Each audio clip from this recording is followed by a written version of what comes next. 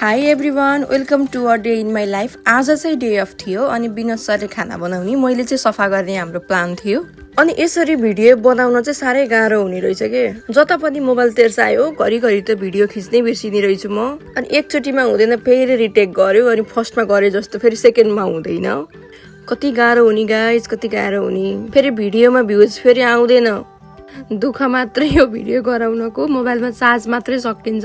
अनि यति धेरै आलु चाहिँ मलाई एकजनाले पठाइदिनु भएको हो के। उहाँकोतिर आलु टन्नै रहेछ अनि ल तनी म पठाइदिन्छु भनेर पठाइदिनु भएको हो मलाई। अनि फ्रेस जस्तो लागेर उसिनेर खान मन लागेर खाएको, नेपालको जस्तै रहेछ गाइज।